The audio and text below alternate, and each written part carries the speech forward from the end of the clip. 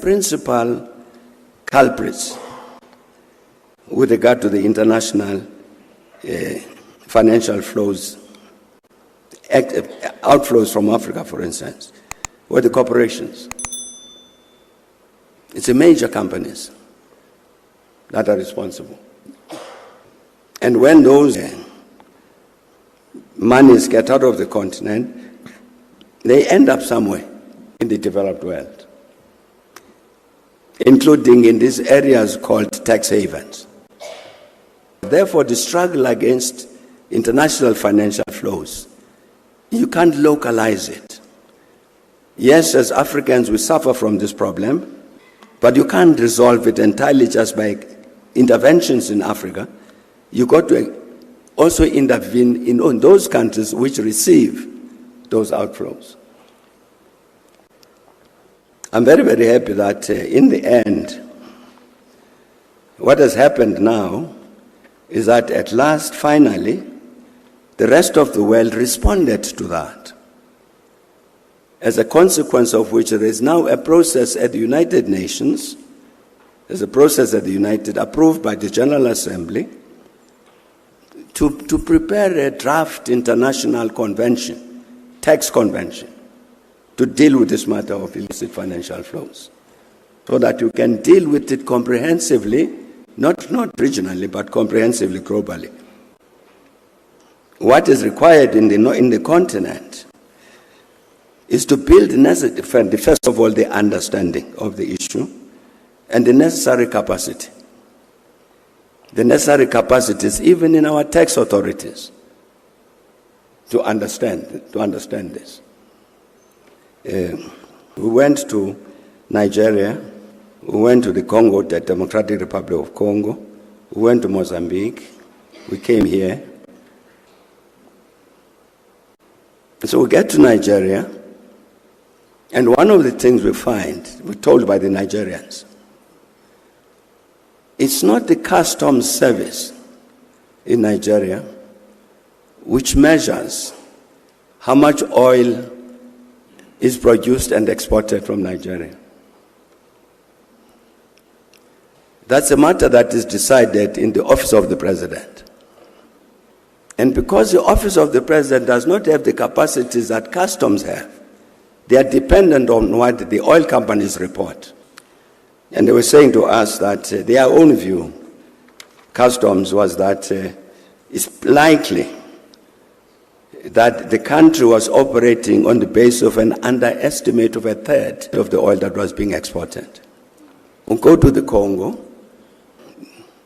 and the Congolese say, we don't know how much copper we're exporting. We're dependent on on the mining companies to tell us. Mozambique same,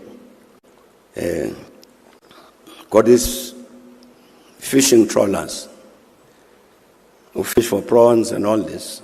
What is the catch of the prawns? How much of it is exported? Entirely dependent on the report of the fishing companies.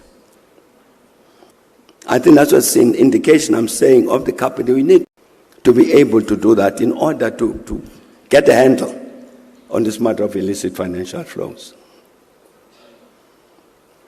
Or take a last example I will give here. South African company gets itself registered in Switzerland. And in the books, it's owned in Switzerland. So it exports money from here because they are paying the owner who's in Switzerland. And the owner is not at all a Swiss. It's two young officials from their company here. They post them in Zurich. You put a label in a room. This is company so-and-so. And they exported something like $2 billion. Like that. These illicit financial flows out of here. Unfortunately, our tax authorities here managed to get a handle of that, and working with the Swiss and the British, they managed to recover that money. But it was entirely because of the capacity that there was in SARS to track down a crooked exchange of that kind. The matter of illicit financial flows remains with us. It's a very serious issue, but fortunately, at last, the whole world is saying, okay, let's get together and deal with this matter, even via a tax law, which will be binding on all countries in the world. A very, very important step forward. But in the end, to come back here at home, the matter was very important. Question was raised about leadership. I am saying that in our case, the first thing we've got to do about our leadership here is to get people to understand South Africa. I'm sure if you lined up the leaders of these political parties who are contesting elections, and you said to them, how many of you have read the Nugent report? I doubt if there's any one of them. So in the end, what you are going to get is a South Africa that is governed by the private sector and the NGOs, with the state playing some minimal part.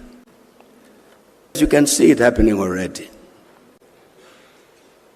Municipal councils can't fill potholes. The citizens collect themselves and they collect money and fill the potholes. Government can't give us electricity. The mining companies produce their own electricity. Policing is not effective, so I hire private security services. Gradually, you can see this happening. In the end, what we're going to have is a South Africa governed by the private sector and the NGOs. And the democratic state will be a tiny little role. What that means is the condition of the majority of the poor in this country won't change. Because the private sector is not about to care about that majority. You need a strong democratic state to take care of this matter of inequality. You can see it's disappearing, the democratic state. And that's where we're going. What do we do about all of those challenges? Those questions will not be answered by the elections. They must be answered by something else. What that something else is, I don't know. But thanks a lot.